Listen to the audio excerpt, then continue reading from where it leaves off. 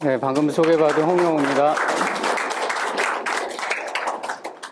소개할 때 들으셨겠지만 사실 저는 이제 예전에는 문화재청이라고 불렀죠. 지금 뭐 국가유산청 어마어마한 이름으로 바뀌었어요. 거기에 이제 오랫동안 학예연구직으로 있다가 한 10년쯤 전에 대학으로 강릉 원주대학으로 옮겼는데요. 제가 문화재연구소라는 데서 연구직으로 있으면서 해외 발굴을 좀 담당했었어요. 러시아하고 우크라이나 전쟁 때문에 마치 이제 적대 국가처럼 막 이렇게 돼서 많이 전쟁 날까봐 우려도 되고 그러는데, 뭐 사이 좋았을 때긴 하지만 한 10몇 년을 거의 매년 러시아 가서 발굴하고 그랬거든요. 그러면서, 말갈, 발해 이런 거 많이 하고, 연해주에도 이제 여진에 관련된 유적이 있어요. 여진 유적도 좀 같이 조사도 하고 관련된 글도 좀 보고 뭐 그러다 보니까 여진에 대한 글도 좀 하다 보니까 아마 저한테 이제 여진 하라고 하신 것 같은데 사실 제가 여진도 잘 모르지만 거란은 더 모릅니다. 그럼에도 불구하고 거란 여진의 강의를 하게 돼서 그때부터 열심히 공부를 하기 시작해서 그래도 이제 몇 달, 특히 이제 그걸 듣고 나서 중국에 있는 유적들은 가기가 좀 어려워서, 이번 이 강의도 해야 되고 해서 여름방학 때 몽골 다녀왔거든요. 몽골 다녀온, 거기에도 이제 거란 성들이 좀 있어요. 아마 몽골 갔다 오신 분들 많으시죠? 가보니까 뭐 비행기 안에 전부 한국 사람이더라고요. 울란바토르 내렸더니 웬만한 데는 다 한국 사람이에요. 그리고 만나는 몽골 사람 중에 거의 대부분은 또 한국을 갔다 왔더라고요. 뭐 그래서 저보다 더 많이 아시겠지만 아무튼 거기에서 답사했던 몇 유적 먼저 조금 보고 이제 얘기를 좀 시작해 보려고 합니다. 근데 이제 사실 처음에 이제 거란하고 뒷부분에서 이제 여진을 다루게 될 텐데요. 거란은 사실 이제 우리가 몰래 하지만 얼마 전에 끝난 드라마 있잖아요. 거란 여진 전쟁. 아니, 고려 거란 전쟁. 혹시 보셨나요? KBS 오랜만에 했던 정통 사극 드라마였잖아요. 그래서 그 사진부터 가져왔습니다. 보시면, 이게 이제 제목이 고려 거란 전쟁이거든요. 사실은 이제 우리는 거란이라고 하기보다는 요나라라고, 나라 이름은 요, 그리고 그 민족은 거란족, 이렇게 되는 게 아닐까 생각 많이 하는데, 제목 자체가 고려 요나라 전쟁이 아니라 고려 거란 전쟁이라고 해서, 뭐, 당시에 이제, 드라마 할 때도 여기에 대한 설명을 유튜브에서 전문가들이 많이 또 했습니다. 그런 얘기도 같이 좀 해보려고 하는데요. 고려하고 거란이 전쟁이 있던 게 고려 때는 현종 때죠. 뭐 잘 아시는 것처럼. 그리고 요 사람이 거란 성종 야율 융서, 그러니까 고려는 현종 때, 거란은 성종 때 있었던 전쟁을 테마로 이제 한 거고, 뭐 잘 아시는 것처럼 최수종이 강감찬을 역을 맡았고, 이 배우 이름 잘 모르겠지만 양규 굉장히 멋있게 나왔죠. 화살 쏘고 막 할 때. 그리고 이제 저쪽 대장이 소배합이었습니다. 그 제1차 고려 거란 전쟁은 총 3차례가 있었다고 하죠. 1차 고려 전쟁은 성종 12년에 있었고, 뭐 동경유수로 있던 소선영이 80만 대군을 물고 내려왔는데, 전쟁의 목적은 송나라하고 단절하는 걸 목적으로 했기 때문에 서해하고의 담판에 순순히 물러나고 오히려 강동 6주까지 내주면서 일단 고려가 송나라와의 전쟁 때 배후를 치지 않도록 했다는 거죠. 그리고 시간이 지나서 이제 목종 때 천추태하고 김치양 뭐 등등해서 강조의 편이 일어나고 그러면서 이제 현종이 즉위하는, 이거 드라마에서 생생하게 잘 나왔던 얘기죠. 그게 1010년에 있었던 건데, 요때의 목적은, 이때는 고려 성종이 직접 자기가 40만 대군을 이끌고 내려온다는 거죠. 그러니까 요때 뺏겼던 강동 육주도 다시 차지하고, 그리고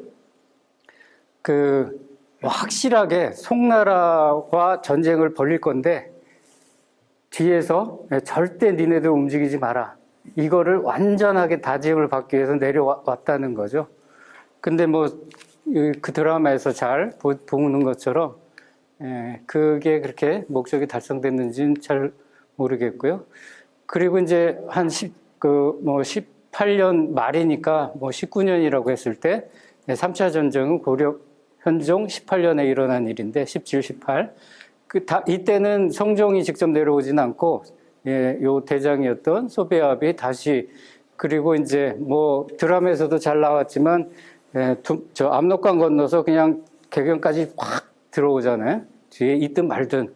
그때 활약한 사람이 이제 본격적으로 강감찬이었고 강민첨이었고, 무슨 소가죽으로 물을 막아서 그죠? 다 몰살시켰던 거는 귀주대첩이 아니라 흥화진 전투였고, 그리고 이제 비주대첩은 청야 전술을 했다가 그 드라마의 마지막 장면에 굉장히 스펙타클한 전쟁으로 묘사된 게 이제 귀주대첩이었죠. 그렇게 하면서 고려 거란 전쟁은 고려의 승리로 끝나는 걸로 귀결이 되는데, 그게 이제 이 드라마의 전체적인 테마였습니다. 근데 이 드라마를 할 때 많은 전문가들이 거란 성종 야율 융서를 너무 야만스럽거나 좀 모자라거나 이렇게 묘사를 할까봐 많이들 우려를 했거든요. 근데 그러지 않아서 다행이긴 한데, 사실 야율 융서 거란의 성종은 거란의 최전성기를 이끈 성군으로 알려져 있어요. 근데 반대로 얘기하면 거란의 최전성기를 일으켰던 성종이 고려를 침공했는데 승리하지 못하고 물러났다는 걸 생각해 보면 이 고려의 힘도 만만치 않았구나, 이렇게 생각해 볼 수 있죠. 뒤에서 다시 뒤돌아보겠지만 나라 면적으로 보면 고려는 요만하고 거란은 이만하잖아요. 그죠? 그런 배경, 우리하고 이제 가장 익숙한 거는 결국 고려와 거란 전쟁으로 해서 우리가, 그리고 이제 사실 3차 전쟁 이후에 거란 사람들이 돌아간 사람들이 많지만 남아있던 그러니까 한반도 고려에 남아있기로 결정한 사람들도 있고, 그 사람들이 나중에 무슨 마당패도 되고 그랬다는 거잖아요. 그래서 사실 우리 안에는 거란족의 피가, DNA가 많이 섞여 있다고 하죠. 그런 역사적인 변원 때문에. 이 사람들이 그런 건데, 근데 이제 요 강감찬 역을 맡은 최수종 있잖아요. 요거 약간 여담이지만 최수종은 사극에는 죄다 나오잖아요. 그래서 이번 기회에 강감찬으로 나왔던 최수종이 어떤 사극 주인공을 했나 한번 정리를 해봤습니다.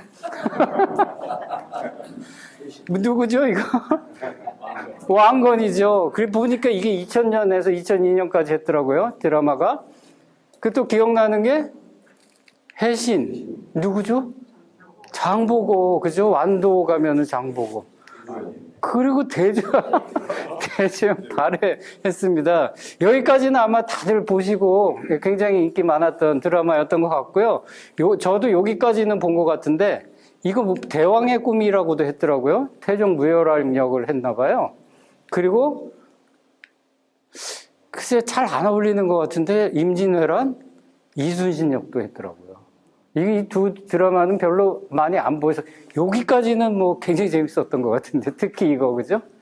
근데 그리고 이제 최근에 고려거란 전쟁에 강감찬까지 했습니다. 근데 제가 이제 이거를 보여드린 이유 중에 하나는, 제가 문화재연구소, 그러니까 아까 말씀드렸던 것처럼 그 해외 조사, 발해 유적 조사, 여진 유적 조사 이런 거 하기 전에 문화재연구소 있을 때 완도 청해진 유적 발굴을 제가 그러니까 초창기죠. 대학 막 졸업하고 이제 막 따라다닐 때, 배우러 다닐 때까지 생각해보면 한 10년 가서 발굴을 했거든요. 그러니까 장보고 유적이잖아요. 청해진이. 장보고하고 관련이 있고요. 그러고 나서 이제 연해주에 가서 발굴을 많이 하고 조사했던 게 발해 유적입니다. 발해는 또 누가 건국했죠? 자, 그리고 이제 거란까지 최수종을 한번 만나봐야 될 것 같아요. 지금 저랑 이렇게 많이 따라다닙니다, 저건. 예. 근데 이제 보면 헷갈리죠. 이제 같은 고려의 왕건, 그 태조도 했다가 강감장도 했다. 아무튼 이게 여담으로 해봤고요. 이제 거란 보통 본격적으로 한번 들어가 보겠습니다. 거란이라고는 이렇게 쓰거든요. 이거 그냥 읽으면 한자로 읽으면 개단. 그 거란이라고 치고 아무리 그죠 F9 눌러서 한자 바꾸기 하면 안 되거든요. 개단인데 이게 왜 거란이냐? 보통 이렇게 얘기하죠. 이게 매질게도 되지만 부족 이름 글도 된다. 그래서 글단이 될 수도 있는데 이게 화름조 현상이 있다는 거예요. 그러니까 모란이라고 하잖아요. 근데 쓰기는 또 목단이라고 하는 거를 이게 두 개가 해서 리을로 바뀌는 걸 화름조 현상이라고 하나 봐요. 그래서 기역 디귿이 리을로 바뀌는 목단이 모란이라고 바뀌는 것처럼 글단이 글 안으로 바뀌고 그게 나중에 결국 거란까지 갔다.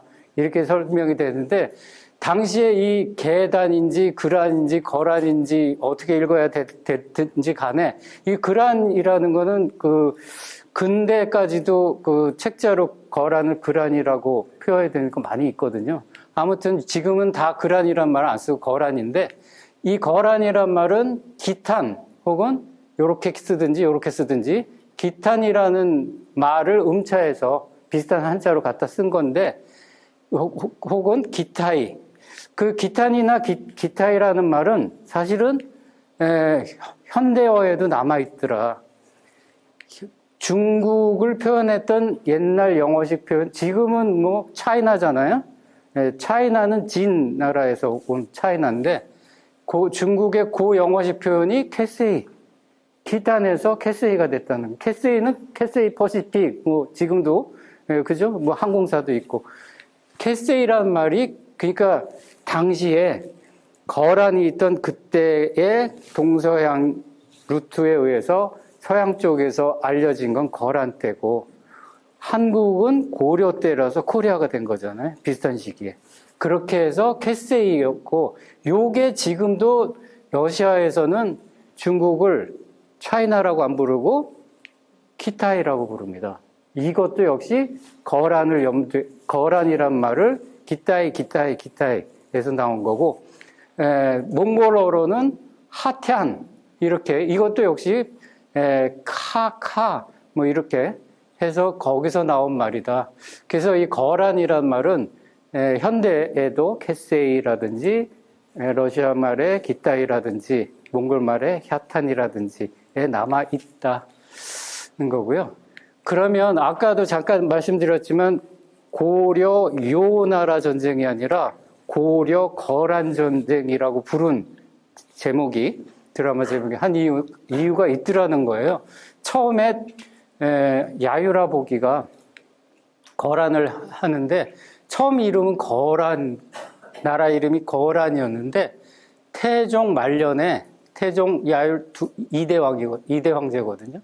947년에 요라고 이름을 바꿔요. 근데 그러니까 이제 요 나라가 요때부터 된 거죠. 그런데 다시 계속해서 요라고 이름을 한 게 아니라 거란이라고 요에서 거란이 이름을 바꿔버립니다. 누가? 우리를 침공했던 성종 야율융서가. 그러니까 고려 거란 전쟁 때의 야율융서가 지배했던 그 시기는 나라 이름이 요나라가 아니라 거란인 거죠. 그래서 고려 거란 전쟁이 된 거다. 그런데 계속해서 그럼 다시 거란이라고만 불렀던 건 아니고 도종 때 다시 요나라라고 이름을 바꿉니다. 헷갈려요. 언제 이거 외울 수도 없고 그러나 이제 우리가 익숙한 거는 고려 때 1, 2, 3차 그 소손영 소배합이 침공했던 성종 때는 거란이라고 불렀던 때구나. 그래서 고려 요나라 전쟁이 아니라 고려 거라 전쟁이라고 부르는 게 맞구나. 이렇게 생각해 보시면 좋을 것 같습니다. 제가 거기에 그 오타가 나고 3자로 되어 있는데 숫자, 그죠? 오타 나서 죄송합니다.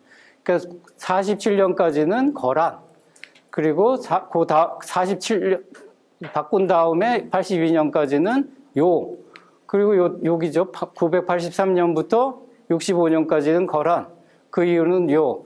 이걸 계산해 보면, 이게 빼기 더하기가 제가 잘 안 돼서 몇 년인지 잘 모르겠지만, 거란이라고 부르던 게 기간이 훨씬 많다.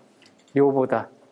그러면 둘 중에 하나만 택하라고 하면 거란이 걸 수도 있겠죠. 근데 중국 사람들은 거란, 우리는 거란이라고 하지만 아까 본 것처럼 기탄, 그죠? 기타이 혹은 기탄. 이렇게 부를까요? 중국 사람들은 이랬다 하더라도 계속 요나라고 부르겠죠. 자기네식 한자로. 그런 차이가 있는 거죠. 근데 정확하게 따지면 훨씬 거란이, 물론 대자를 다 붙이죠. 금나라도 그냥 금이 아니라 대금 이렇게 부르듯이. 어쨌든 거란이라고 불리었던 기간이 훨씬 더 많다. 이렇게 볼 수 있습니다. 그리고 이제 카라키타이가 있는데 요건 뒤에서 다시 설명드리겠습니다. 이제 요게 거란인 인마도를 가져와 봤는데요. 요런 변발이라고 하죠. 곤발이라고 하죠. 그 앞머리를 밀고 뒷머리는 길게 묶은 형태의 이런 우리가 볼 때는 좀 이상한, 그죠? 그래서 여기, 그죠? 이 사람도 그러고 있잖아요. 여기. 어디 갔어요? 요 사람, 그죠? 이런 곤발을 하는 사람들이 거란인의 특징을 갖는다. 근데 사실 이런 거는 우리가 볼 때는 하지만 저 사람들이 볼 때는 상투에 갓 쓴 것도 이상해 보이지 않았을까. 이건 문화적인 차이일 뿐이다. 거기에 대한 편견을 가질 필요는 없다. 이렇게 생각합니다. 자, 왕 계보를 보면 황제는 9명이었고 나라는 한 210, 우리나라는 조선왕조 500년, 고려도 거의 신라는 1000년, 한 번 세면 우리 오래 갔는데 사실 그렇게 오래 간 나라가 역사적으로 많지 않죠. 210년이면 그렇게 짧은 기간은 아닙니다. 아무튼 210년간 9황제가 있었습니다. 태조는 야울아복이고 태종이 야율덕광, 세종, 목종, 그리고 요 성종 때 최전성기를 이뤘다. 그래서 태태세 목경성이죠. 태태세 목경성. 예. 요새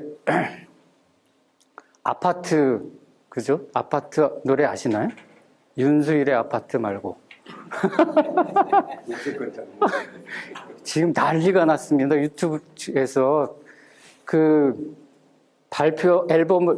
앨범을 발표한 한국 여가수가 앨범을 발표한 지 이제 한 열흘도 안 됐는데 2억 뷰가 넘었어요. 전 세계 난리난 노래가 아파트거든요. 아무튼 잘 모르시니까 안 되겠네. 아파트 한번 들어보시고요. 그 곡조대로 좀 외워보려고 했는데 잘 안 돼요. 태태세 좌우간 태태세 목경성입니다. 요 차례 이게 잘 안 외워지잖아요. 근데 우리가 조선왕조는 외우고 있잖아요. 태정태세 문단세. 그래서 따져보면 요때 얘기하고 있구나. 그런 걸 알아요. 9개밖에 안 되는데 안 외워져. 아무튼 세 번째가 세종이고 목경 6번째가 성종이구나. 세종이라고 붙으면 뭔가 우리나라도 조선시대 세종 하면 성군. 세종이라는 건 대체로 그런 느낌이 있고 성종도 마찬가지죠. 이게 쉬우니까 죽은 다음에. 아무튼 세 번째가 세종, 6번째가 성종. 그 6번째 황제인 성종 때가 최전성기고 그 이후로 점점 하더니 천조제 때 멸망했구나. 이렇게 일단 머릿속에 잠깐이라도 집어넣고 가자고요. 그래서 태조가 야율아복인데 이 사람이 이때 907년에 당나라가 멸망하고 오대시국으로 혼란기로 넘어가는 그때에 시라무렌 강과 라오 강이라고 하는 이따 지도를 보실 거예요. 어디쯤인지. 그 사이에 유목민들을 규합하면서 거란이라는 나라를 건국하고 자기가 천황제 탱그리 카간으로 등극합니다. 왜 유목민 하면 무슨 징기스 칸 아니면 카간 각각 이렇게 부르잖아요. 그 최초로 카간이 된 사람이 야유라북이에요. 그 이후로 요거 따가지고 카간이라고 한 것 같아요. 그리고 이제 요때는 카간이었는데 황제로 정식 즉위한 게 916년. 그러니까 이 거란을 어떤 문서를 보면, 어떤 책을 보면 907년부터 멸망할 때까지로 보기도 하고 황제로 즉위한 때부터가 진정한 해서 916년부터 거란이라고 하기도 합니다. 아무튼 좀 더 넓게 카간으로 됐던 907년부터로 본다면 이렇게 되겠죠. 자, 두 번째는 태종입니다. 근데 요거 보시면은 태조한테 아들이 여러 명 있었는데 요쪽이 보통 장자거든요. 근데 장자가 한테 황제를 물려준 게 아니라 그죠? 차자한테 물려줬어요. 요것만 봐도 요때 뭔 일이 있었나 보다. 이렇게 생각할 수 있잖아요. 뭔 일이 있었는지 한번 뒤에서 보기로 하고요. 자, 근데 그러니까 장자를 제끼고 황제가 된 태종 때 그 유명한 연윤 16주를 거란이 차지하는 거죠. 연윤 16주는 지금의 북경 근처 그 밑에, 그러니까 저 위에 있던 유목민이 그죠? 그 장성을 넘어서 만리장성을 넘어서 중국 땅을 차지한 게 거란이 최초예요. 앞에 무슨 선비족이니 북이니 뭐 있잖아요. 그 사람들은 정복왕조라고 치지 않고 거란을 최초의 정복왕, 그런 왕조들은 침투왕조 뭐 이렇게 부르는 거예요. 여기를 그러니까 중국 땅이라고 생각하는 거를 연운 16주라는 데를 차지했기 때문에 중국사 안으로 포함시키는 겁니다. 거란.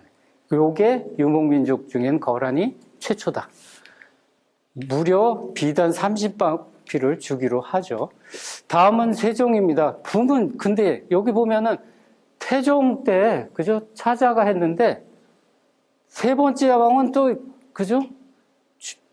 죽은 형 아들이 돼요. 그러면 혹시 이거 보면 유목민은 형제 상속했다가 다시 장자 뭐 이러는 게 아닐까라고 생각할 수도 있을 것 같은데 반란 일어나고 뭐 여러 가지 있어요. 그 얘기 잠깐 해드리고 어쨌든 그렇게 해서 3대가 세종인데 세종 때 불화견명이 중앙집권으로 전환돼서 발전하려고 한다. 그리고 경전 거쳐서 성종 때가 최전성기였고 요때 고려 거란 전쟁이 있었구나. 6번째 왕 때. 근데 이후에 왕들은 사치하고 불패가 되면서 몰락의 길을 갔다가 천조제 때 멸망했구나. 이렇게 볼 수가 있습니다. 그때가 1125년. 그래서 907년부터라고 보든 916년부터라고 보든 1125년. 그래서 대략 210년간 9황제가 있었다. 이렇게 볼 수 있는데요. 뭐 이거는 이제 박물관 여기 몽골에 있는 박물관에 가서 이번에 찍은 지도 사진이거든요. 뭐 이것만 봐도 고려 요만하고 그죠? 여기 정도 몇 배인가요? 아무튼 그렇죠. 다시 한번 정리해 보면 야유라 보기가 황제 등극했고요. 그때 발해를 멸망시키죠. 요 발해 멸망시키는 얘기 조금 이따 할 건데 글쎄 우리나라 발해를 여전히 그죠? 발해하면 대조영이고 최수종 그죠? 그러니까 또 최수종입니다. 발해가 누구한테 멸망한다고요? 거란 그죠? 야유라 보기한테. 그러면서 이제 사실 우리 고구려 이후로 만주, 연해주 이 땅이 우리 역사에서 사라지죠. 물론 나중에 뭐 북한도 문제도 있긴 하지만 고구려보다 발해가 훨씬 넓었다고 하는데 거기를 뺏깁니다. 아무튼 그게 926년. 그리고 이제 그 둘째 아들인 야을족각이 태종이 되면서 연운 16주를 거란이 뺏으면서 본격적으로 물론 일부지만 중국 땅을 차지하면서 중국의 역사로 편입이 된다. 그리고 세종 때 집권 전환했고 전성기는 야율 융서였다. 요때 그 유명한 송나라 진종과 전현의 맹약을 하면서 평화 유지하고 요때 신화관계 되고 이제 멸망한 거 다시 한번 정리하면 그렇습니다. 대팽창 한번 볼게요. 이제 요 얘기 하려고 하는 건데요. 발에 여기가 이제 상령 2만부. 그러니까 여기가 시라모렌 강이고 여기가 요하죠. 요하 상류에서 요렇게 해가지고 요로 이제 흘러내리는 게 요하인데 요하의 동쪽이 요동, 요하의 서쪽이 요서. 그래서 고구려가 늘 그죠? 요동 지역을 차지하고 요서 지역까지 진출하려고 하는데 잘 안 됐죠. 선비족이 거기 가로막고 있어서. 광개토대왕도 요소까지 차지하지 일부만. 그 가장 우리 광활한 했던 아무튼 거긴데요. 거기보다 이제 거의 요소 지역에서도 서쪽에 시라무렌하고 요 사이에서 거란족을 통합했던 게 야유라 복이었던 거죠. 그런데 그러고 나서 상경 임황부라고 하는 여기에서 등극을 하고 그리고 나서 얼마 안 있다가 발해원정을 떠납니다. 그때가 925년 12월. 여기서부터 여기까지 내리 달려요. 요 전쟁이 단 9일 만에 끝나요. 이렇게 거의 우리, 그죠? 남한 거의 서울에서 부산 가는 것보다 먼 거리를 9일 전쟁을 하면서 갔을 텐데, 발해를 9일 만에. 그런데 발해가 그러면 당시에 사실 거란이 그죠? 부족 연합하고 해서 그렇게 세지 않았을 것 같은데도 발해는 멸망. 금방 9일 만에. 미스테리하다는 거죠. 그 얘기는 좀 이따 하고요. 근데 925년에 가기 전해 924년에 몽골 초원을 먼저 평정합니다. 서쪽을 먼저 안정시킨 후 무려 여기 투르판까지 갑니다. 그러니까 여기가 고비 사막이고 몽골이 이 정도 되잖아요. 여기까지 가서 친톨고이 그리고 카라발가스 이렇게 가고 그 다음에 발해 원정을 하고요. 태종 때는 이제 남침을 하고 성종 때 북송 침공해서 1004년에 결국은 이 연운 16주 2다까지 쫙 하는 거죠. 자, 그래서 먼저 924년 발해 멸망 1년 전에 갔던 그 몽골 지역에 남아있는 거란 성들을 표시한 지도를 좀 가지고 와봤습니다. 여기 단어가 좀 어렵죠. 그죠? 잘 안 들어와요. 저도 잘 안 들어오는데. 친톨고의 발가스가 1번이고요. 하르부후 발가스가 여기에 있고, 여기 한 30km 정도 떨어져 있더라고요. 가보니까. 그리고 여기가 요 강 건너에 헤르멘덴지라는 게 있고, 마주보고 강 남쪽에는 차간덴징이라는 어려운 이름의 성들이 그거 말고도 많은 거란 성들이 있더라. 그래서 요 성들을 다 가볼 수는 없었고 그 중에 대표적으로 4개를 가봤습니다. 자, 그거를 여기가 이제 울란바토르거든요. 몽골 많이들 가보셨을 테면 알겠지만 여기가 울란바토르고 거기서부터 이제 서쪽으로 한 200km 달리면 여기쯤 되거든요. 그러니까 울란바토르에서 한 200에서 250km 사이에 요 동네에 거란성이 많이 남아있다. 이렇게 생각하시면 되는데, 요 지역을 집중적으로 이제 가고, 그리고 물론 여름방학 때 이렇게 해가지고 계속 서쪽으로 갔다가 이렇게 해갖고 다시 돌아오는 여정이었는데, 그 중에 요 지역에 남아있는 것 중에 차강덴진 발가스라는 말은 몽골어로 성이란 말이랍니다. 그러니까 차간덴징 성이라고 보시면 되는데 아무튼 안 헤어집니다. 이렇게 생겼다는 거죠. 특징을 보면 위치는 이 정도 되고 판축, 그러니까 토성이에요. 토성이고, 토성인데 보통은 옹성이라고 하면 바깥으로 이렇게 내밀어야 되는데 안쪽으로 돼 있는 옹성이라는 게 특징이고요. 대략 동서벽이 한 200m 정도 둘레 되는 그렇게 크지 않은 성입니다. 그 부간에는 헤르멘 렌지 발가스가 있는 거고요. 구글 어스가 참 가서 보는 것보다 더 생생한 것 같아요. 구글 어스를 찾아봤더니 위치, 가서 이제 핸드폰으로 찍으면은 위치 나오잖아요. 그거 가지고 이제 해보면 됩니다. 근데 여기 아까 도면으로 봤던 게 구글 어스에서 너무나 잘 보이죠. 가서 보니까 이건 이제 톨강 건너는 모습이고, 가서 보니까 성벽은 거의 다 무너지고, 근데 여기가 성벽이겠구나 하는 정도는 알 수 있을 정도밖에 안 남아 있는데, 구글 어스에서는 이렇게까지 잘 보입니다. 그게 그냥 여기서 보는 게 나은 것 같아요. 자, 그래서 한 바퀴 돌았죠, 그래도. 그 성벽은 그래도 여기구나 하는 거는 정도는 보입니다. 거기서 이제 또 서쪽으로 달려가서 친톨고이라고 하는, 근데 친톨고이는 거란성인데 이 성은 묘사에 나오는 진주성이라고 생각해요. 그러니까 이거 역사에 기록되어 있는 성이다. 아까 차관댕진하고 다르게. 근데 여기에서 발해식의 구들이 나왔어요. 그거 한번 보죠. 약간 언덕이 있고 그 밑에 이제 평지에다가 토성을 쌓았는데 역시 판적 토성이고요. 남성과 북성으로 나눠, 아까보다 굉장히 길잖아요, 그죠? 여기서 발굴을 러시아하고 몽골하고 공동 발굴을 해보니 여기에서 구들이 나왔어요. 즉 온돌이 나왔다는 뜻이에요. 온돌은 누구의 문화인가요? 우리 문화죠. 근데 몽골, 그것도 울란바토르에서 200km나 더 서쪽으로 가는, 그러니까 서울에서 대전 정도는 가야 되는 거 아니에요? 그 정도 간 여기에 왜 발해구들이 있을까? 처음에 여기에 나왔다는 소식을 들었을 때 사람들이 깜짝 놀랐어요.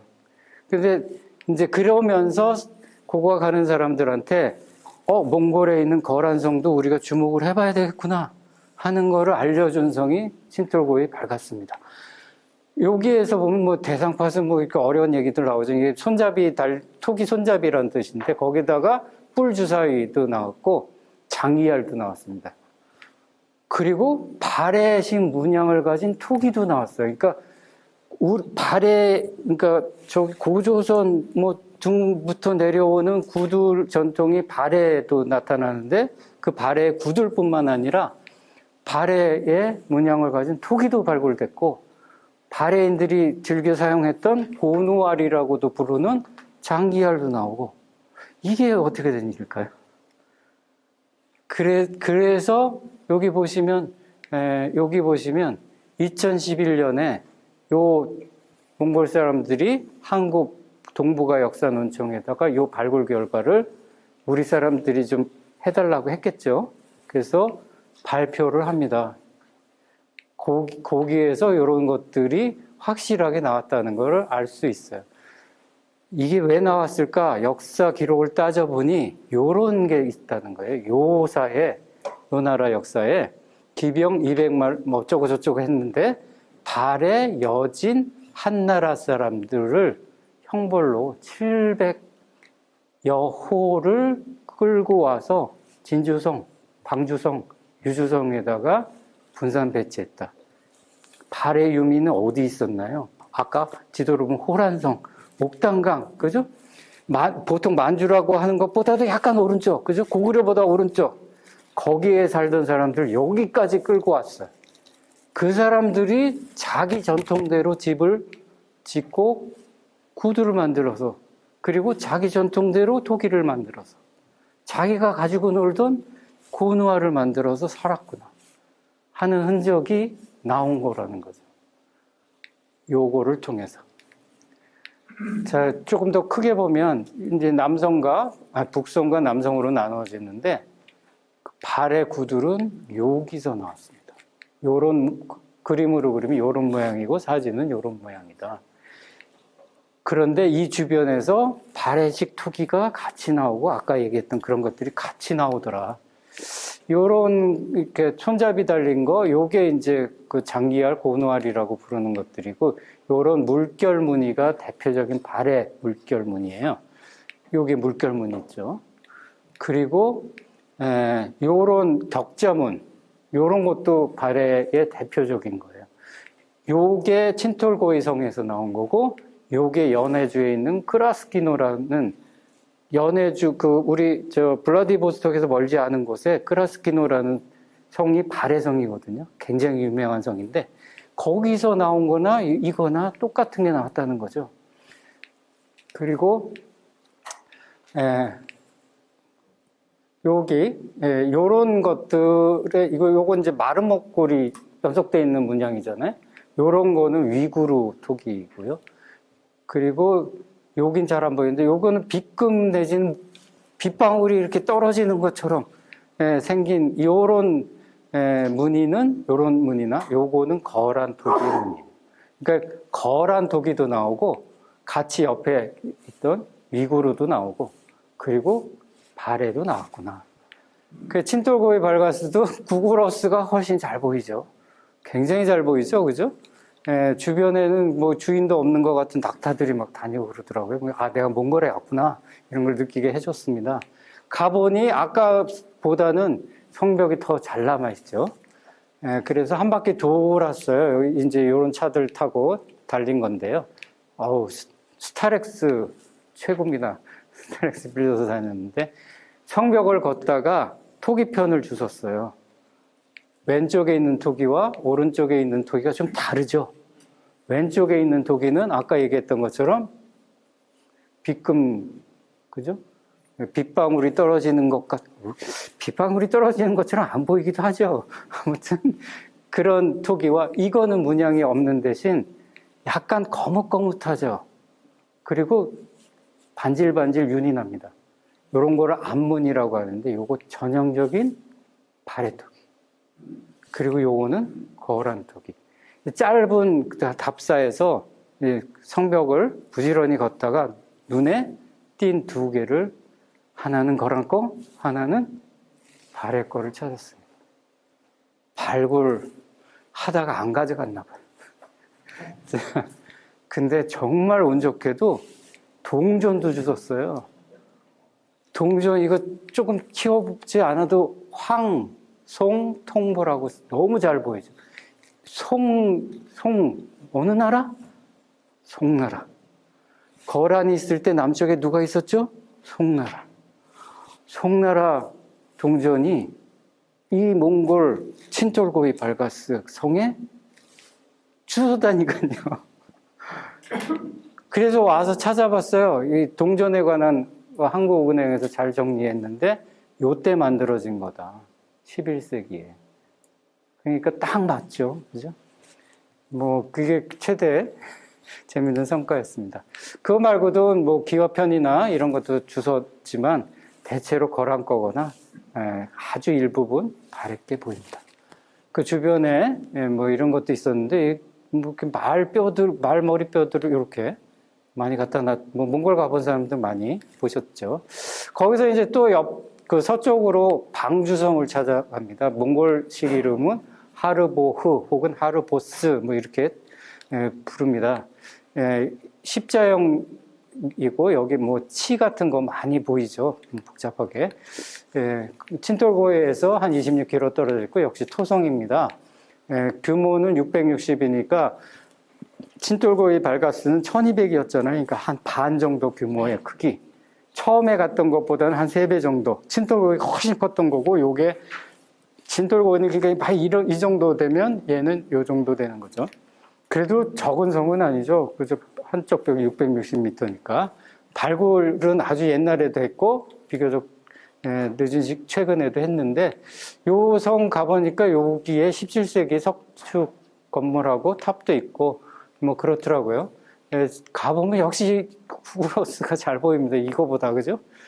그런데 가보니까 이렇게 성벽 따라 갔더니 여기에 17세기 잔해물들이 있고 한쪽 견에다가 박물관을 하나 세워놨더라고요. 그리고 요와 같은, 이건 다 17세기 건물들 자네고요. 그리고 북벽 중간에는 탑도 하나 쌓아놨습니다. 여기에서 뭐, 문서도 발견하고 그렇다는데, 하르보흐 호인, 아무튼 몽골어 어려워요. 그죠? 하르보흐 박물관을 세워놓고 그 안에 예전에 발굴했던 거 전시해 놓고 여기에 거북, 그러니까 비석 받침, 비부라고 하는 거북이 2마리 갖다 놨는데 요건 하르보 성에서 발굴한 게 아니고 아까 발에 구들 그리고 동전수 썼던 신톨고이성에서 발굴한 있던 거를 이쪽에 박물관에다 옮겨놨다고 합니다. 아무튼 그리고 이제 쭉 답사를 한 열흘 갔다가 요 강 건너에 헤르멘덴지라는 데를 갑니다. 근데 앞에 나와 했던 성들은 성벽이 다 거의 무너져서 성벽의 흔적만이 보였는데 여기는 판축 한 층, 시루떡처럼 한 층 쌓고 한 층 쌓고 이거 설명 안 해줘도 한 층씩 쌓구나 이런 걸 판축토성이라고 하거든요. 너무나 잘 남아있는 거예요. 깜짝 놀랐습니다. 판축토성이고요. 그러니까 강을 못 건너서 돌아 여기 온 거죠. 열을 걸려서 여기. 그리고 규모는 아까 아까는 600, 이거는 500이니까 비슷한 규모의 성이에요. 여기에서도 거란 토기가 나오고 위구르 토기도 나오고 뭐 등등등 위구르 토기도 나오고 그래서 이 성이 거란 성이냐 아니면 위구르 성이냐 약간의 논란이 있기는 합니다. 그래서 얘가 위구르의 가던 성일까 아니면 거란에 또 알려지지 않은 어떤 성일까 뭐 이런 얘기들을 하는 거예요. 강가에 있는 헤르멘덴지라고 부르는 이게 가돈성이라면 가돈성 북으로서 너무 잘 보이는데 가보면 여기는 성벽이 상당히 높게 무너지지 않고 남아 있습니다. 이와 같이 거기에서도 이거 발해 거예요? 거란 거예요? 그죠? 빗물, 빗금무늬, 빗방울, 거란 겁니다. 거란 토기도 또 거기 이거 거란성이겠다 하는 걸 여기서 이제 몽골 가시고 박물관 가시면 그죠? 빗방울, 빗금무늬 주목해서 보시면 이거 거란 거구나 이렇게 보시면 돼요. 너무 잘 남아있죠. 이 구멍들은 뭘까요? 구멍들이 뻥뻥 뚫려 있어요. 근데 그죠? 구멍들은 판축토성을 할 때 곽을 짜거든요. 옆으로 목재를 받쳐놨던 구멍. 판축토성을 쌓는 기법이 아주 잘 남아 있습니다.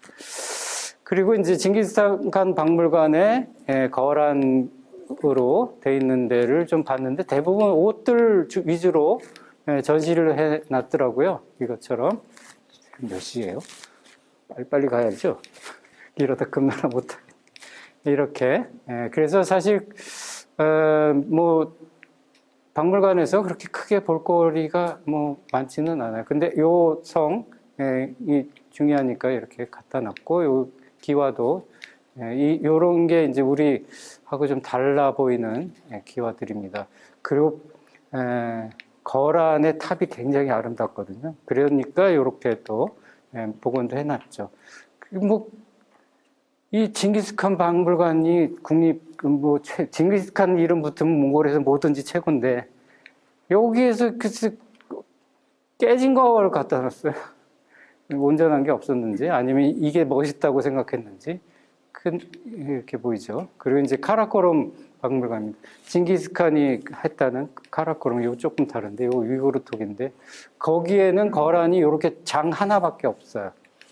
요거 확대해서 보면 잘 보이는데 요거 빗금무늬 요거 거란톡이구나. 그러니까 빗금무늬는 거란톡이다. 이렇게 생각하시면 될 것 같습니다. 자, 그 거란의 영역은 뭐 다시 보면 이렇게 넓었어요. 그래서 서쪽으로는 알타이 산맥, 그죠? 그래서 알타이 산맥과 타클라마칸 사막에서 여기에서 여기까지 여기는 이제 거의 북경 남쪽 백고하까지를 차지했다. 그러니까 여기 만리장성을 넘어서 여기까지 차지했기 때문에 중국사 안으로 들어가고 정보광조다 이렇게 볼 수 있겠습니다. 5 수도가 있었다고 그러죠. 오경제도 5개의 수도. 요거 오경제도를 처음으로 마련한 것도 거란이 최초다. 이렇게 보시면 되겠습니다. 거란은 여기에 그죠? 시라무란강하고 노아파 그러니까 요학 여기서 했다. 거란은 원래 기타 이 뜻은 강한 철, 정제된 단철이란 뜻이라고 해요. 근데 이따가도 얘기하겠지만 거란이 금나라 여진족을 엄청 핍박하거든요. 그러면서 여진이 금이라고 한 것은 금은 철보다 더 오래 가고 귀한 금속이다. 녹슬지 않는. 그래서 그 원한의 뜻으로 금이라고 지었다는 얘기도 있다. 거란족은 원래 동호, 선비, 지난 시간에 선비 들으셨나요? 선비, 그래서 우문, 모용, 단 이렇게 세 부족이 있었는데 그 중에서 우문부가 다시 고막해하고 거란으로. 그래서 동호, 선비, 우문 그리고 거란이 고팔부, 대하씨, 유련씨로 했다. 민족적 기원은 선비에서 나왔다. 그 중에서도 선비 중에서도 우문부에서 나왔구나. 이렇게 할 수 있고요. 상당 기간 당에 귀속돼 있다가 야유라보기 때 민족 부족을 통일해서 거란을 세웠구나 하는 겁니다. 자, 이거 뭐 빨리 가야 되겠네요. 너무 앞에서. 여기 거란 문명을 보면 오경제에 있었고 문자도 대문자, 소문자 있고요. 그리고 경제는 당연히 유목 경제였고 얼음 낚시도 창안을 해서 이후에 옛 방식으로 물려준 거. 그리고 해동청. 이 사람들이 해동청이라는 것은 송골매 같은 걸로 사냥하는 걸 좋아하는데 사람들한테 그러니까 여진족한테 그 송골매 잡아다 바쳐라. 그 폐해가 어마어마해서 여진족들이 했다는 얘기도 있어요. 날발이라고 하는 거 지금도 하는 이거는 황제 임시 막사를 했었는데 뭐 이런 거 그리고 상공업 발달했다. 자, 태조 빨리 앞에서 했던 거. 근데 태조 요 얘기하려고요. 태조의 아들이 있었는데 황제를 등극하고 나서 창제하고 발해 원장을 하는데 귀국하다 죽어요. 야유라보기가 그 해에 요거 보죠.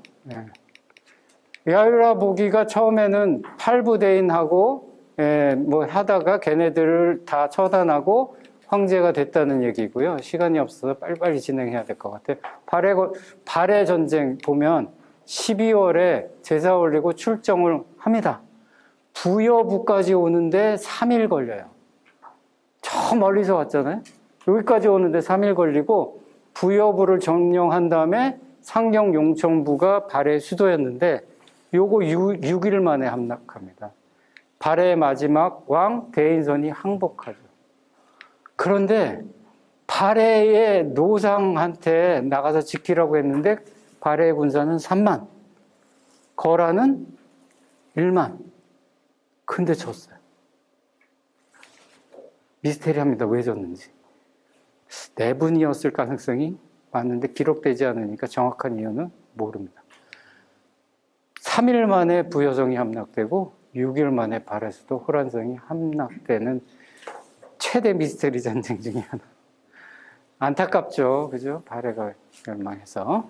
자, 그래서 그러고 나서 태자한테, 첫째 아들한테 그 발해라는 이름은 지우고 동쪽에 있는 거란이라 그래서 동란국을 세우고 네가 여기서 왕을 해라, 황제를 해라 했어요. 그 야율배한테, 그 첫째 아들한테. 그랬는데 그러고 나서 돌아가다가 죽어요. 아버지가. 그러면 이제 황제 자리를 놓고 싸우게 되죠. 첫째 아들과 둘째 아들이. 그런데 근데 왕이 된 거는 둘째 아들이다. 그러니까 핍박을 받다가 결국 후당으로 망명해버립니다.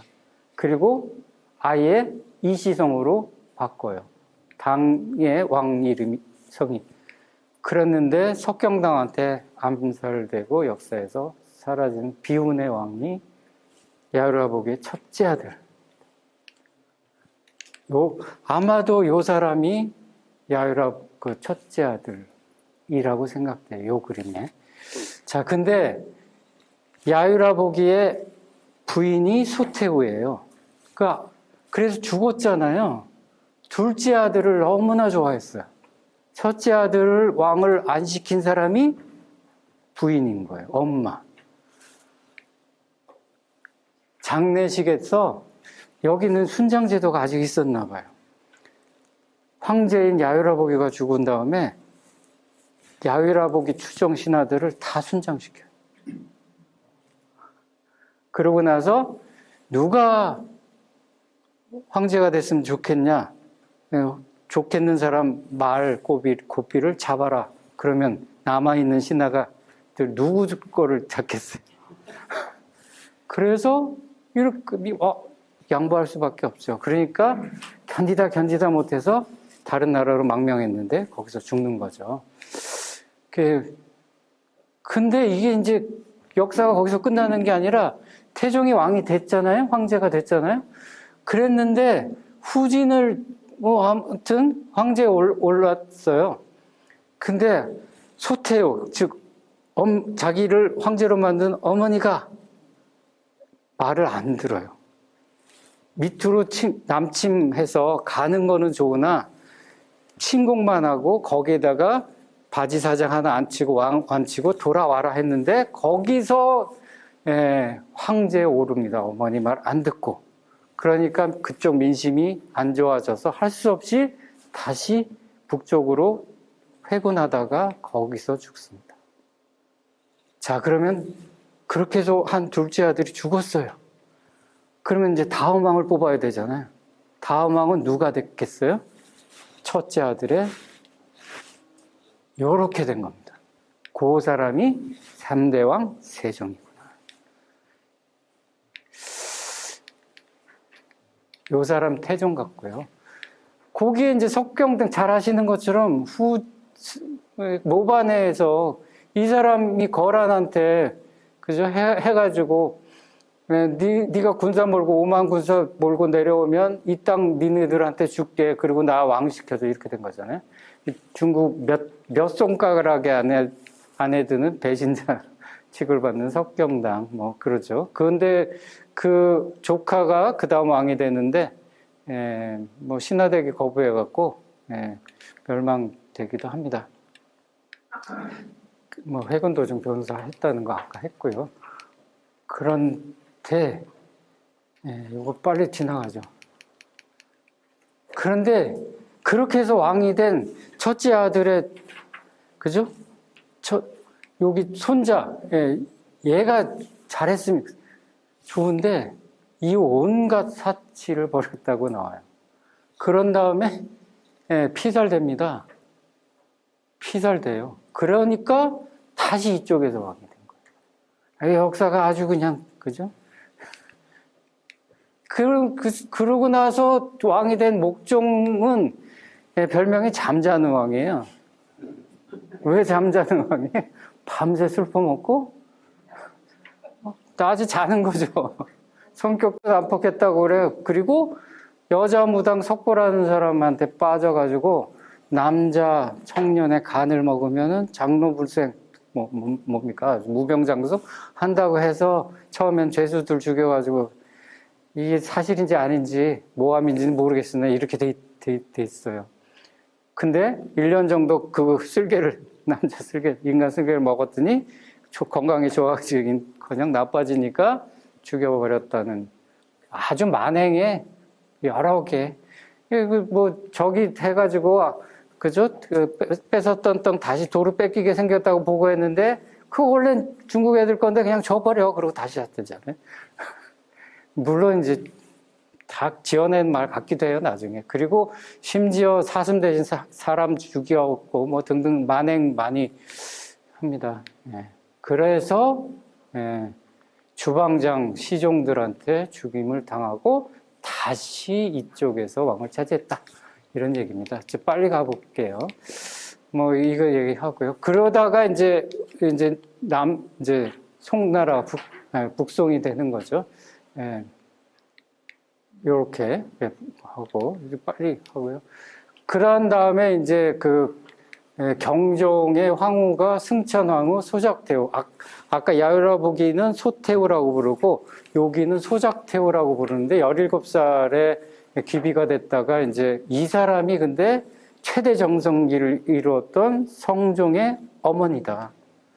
어린 12살에 즉위한 성종을 잘 보필해서 수렴청정 했겠지만 그래서 최종적으로 최대 섭정 그리고 요성종도 모친 연연태후를 대단히 높게 평가하면서 사이좋게 지내면서 거란을 최대 전성기로 이끌었던 것은 성종 야율융서도 있지만 그의 어머니 소작태후였다. 너무나 유명하다고 해요.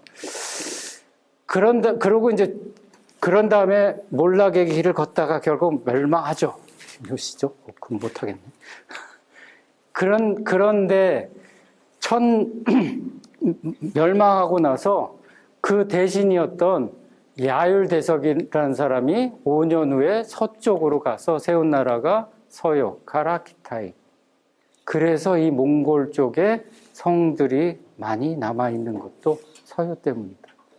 서요로 어느 정도 이어지지만 여기 보면 요때까지 하고는 요 13세기 초가 되면 누가 발흥하나요?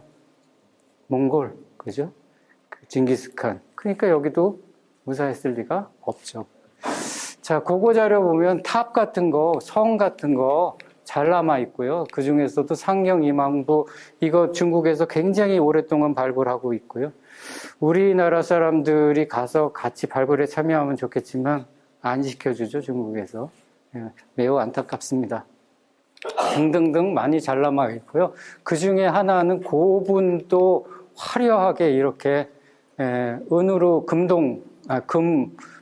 금으로 도금한 은 가면도 있고 금사로 한 이거 공주면대 이렇게 벽화도 잘 남아 있고 요렇습니다. 그리고 이렇게 벽화가 남아 있는 것들이 몇 개 있어요.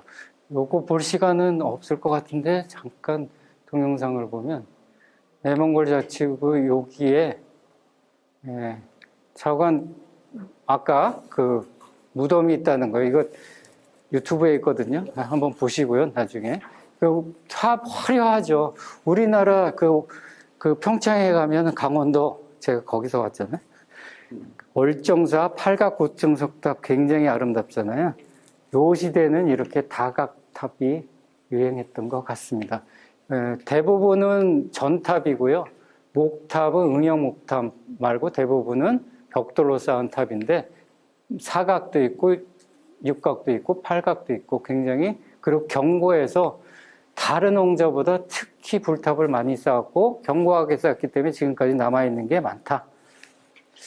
그래서 박물관 안에도 이렇게 모형이 전시되어 있더라. 그리고 도자기도 생각보다는 굉장히 발달했는데 요와 같은 도자기는 가죽 주머니를 도자기로 만든 그래서 유목민의 전통을 잘 보여주는 것들이다. 나머지 요 삼체는 발해 삼체를 모방한 것으로 보이고 길림성 박물관을 보면 요런 것들을 특히 특징적이라고 하고 요거 참외 모양 그죠? 우리 고려 청자에도 보이잖아요. 요거 요 나라 전통입니다. 요게 요 삼체고요. 그리고 우리나라 중앙박물관에 거울 뒤에 이상한 글자가 해석되지 못하는 이거 한동안 여진 문자라고 생각했는데 이게 거란 거입니다. 왜 우리나라에 거란 이 거울이 있는지 요것도 유튜브에 한번 찾아보시면 재밌게 볼 수 있을 것 같습니다. 뭐 거란 전쟁은 요때 있었던 거 아까 했으니까 빨리 지나갈게요. 자, 여진으로 가보겠습니다. 여진은 한 10분 정도밖에 안 남은 것 같아요. 여진 어떻게 하죠? 여진 여기 보면은 이제 원래 여기는 발해 땅이었잖아요. 발해가 망했어요. 근데 그 이후로 요쪽은 한족이 주로 그리고 요쪽은 그러니까 여기는 농경민이 여기는 유목민이 여기에 여진이 원래는 말갈이라고 불렀던 발해 때는 말갈과 고구려 유민이 세운 나라가 발해 그리고 저 위에는 흑수말갈이 있었죠.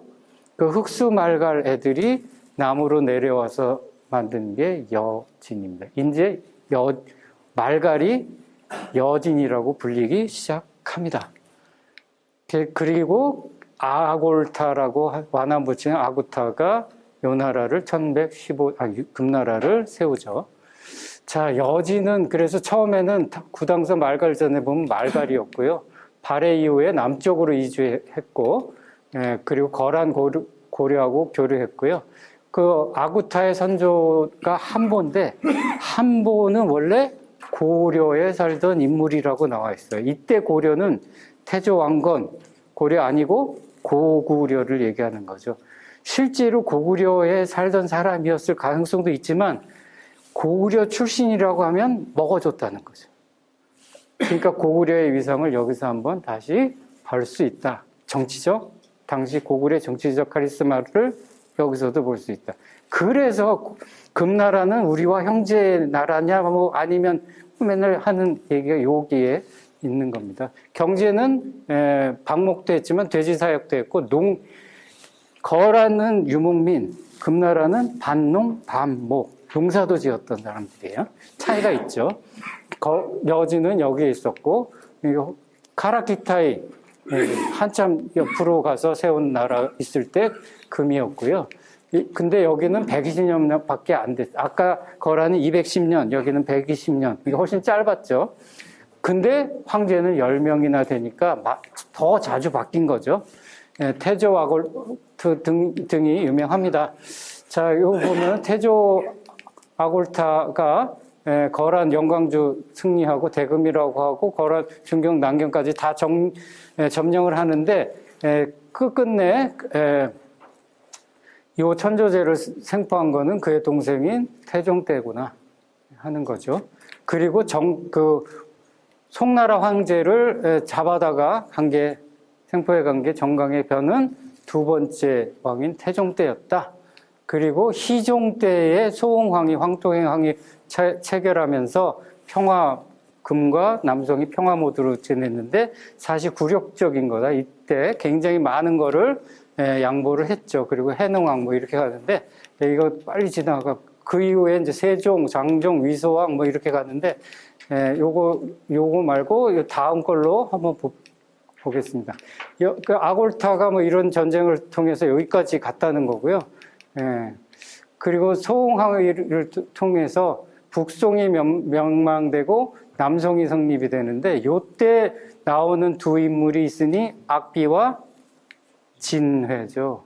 그죠? 우리 상하이 혹시 가보신 분 많이 계신가요? 거기 가면은 요렇게 형벌받는 얼마나 중국 사람들이 싫어하면 요렇게 광장에다가 동상을 만들어 놓은 사람이 진해입니다.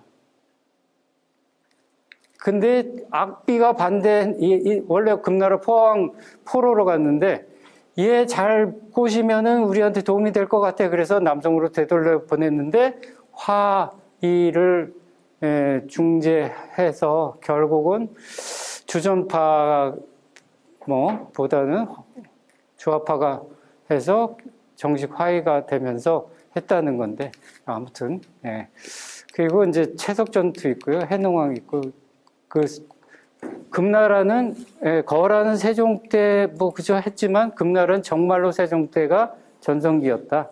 그 중에서 북경에 여기 그 손자였는데 구테타로 비록 해능왕을 죽이고 구테타로 했지만 이와 같은 노교 이거 북경에 가시면 또 볼 수 있는 이거 그 노구교라고 하는 당시에 만들었던 요게 마르코 폴로에도 나오고 중일 전쟁에 발발이 됐던 역사적인 다리 요게 금나라 세종 때 만든 거다. 자, 그리고 이제 여기 왕 중에 희종, 해릉왕, 위소왕은 다 살해된 왕이에요. 이거 역사적인 정변이 많이 있었구나, 이 나라도. 이런 거 알 수 있습니다. 금은 결국은 홍옥은 귀하고 결국 송과 몽골. 송나라는 금나라가 있어서 그죠? 순망치 아닌가요? 이어야 되는데 모르고 몽골하고 합세했다가 된통 당한 거죠. 말하자면 금나라를 같이 멸망시켰는데 몽골이 송나라까지 멸망시켰다는 거 너무나 잘 아시잖아요. 자, 근데 금나라도 가만히 유물을 보면 만만치 않게 발전했구나 하는 거를 보여줍니다. 이거 굉장히 예쁘죠. 거울이에요. 그래서 맹한 모국제 뭐 등등, 특히 화약 제조 기술이 굉장히 발달했다고 하죠. 그리고 금나라 장성도 쌓았고, 원래 여진 쪽에는 말이 없었는데 유목, 거란 뭐 이쪽하고 흥경하면서 말 수입하고 하면서 이제 군사적으로 강해지면서 군목소도 만들어서 말사육을 하면서 군사적으로 강해졌구나. 그런 것들이 이렇게 벽화라든지 유물에 남아 있다.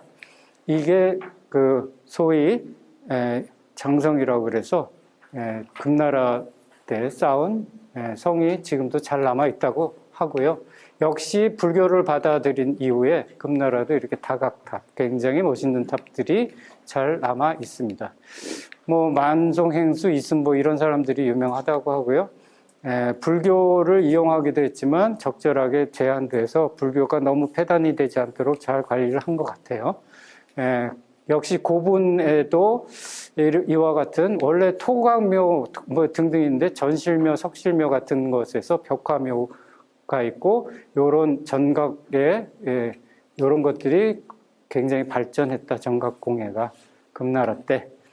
그 상업도 굉장히 번영했고요.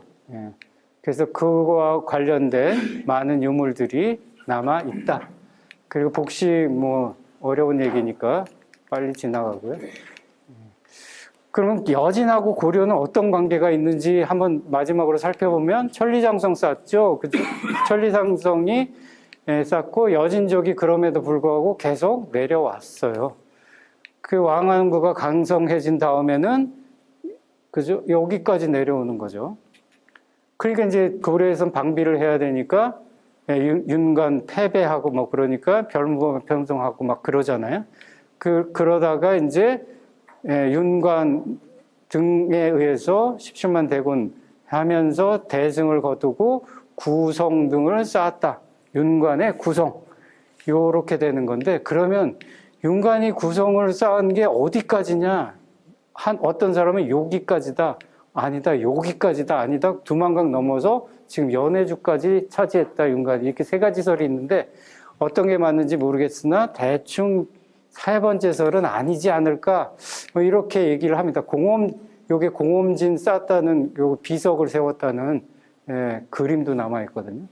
그 공홈진이 어디냐? 여기냐? 여기냐? 여기냐? 그래서 또 제가 연해주에서 하면서 그 정보를, 시간이 없지만 정보를 하나 얻습니다. 윤관이 쌓았던 성이라고 생각한다는 러시아 학자 말을 믿고 갑니다. 근데 거기가 하필 북한하고 국경지대예요. 매우 망설여지죠. 가다 잡히면? 갔을까요? 갔다가 별로 확인 못하고 돌아옵니다. 어딘지 모르겠어요. 근데 그거에 관심은 계속 갖고 있습니다.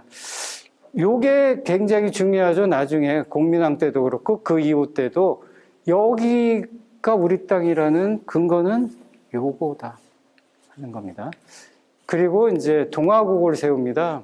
몽골이 금은 멸망하지만 반목하던 포선만도가 세운 게 동하국이에요.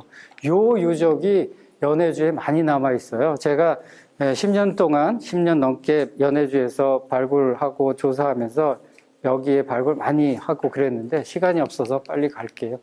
그 유물들이 이게 연해주 박물관 등에 있는 것들을 모아놓은 겁니다. 길림성 박물관에 있는 거는 빨리 볼게요.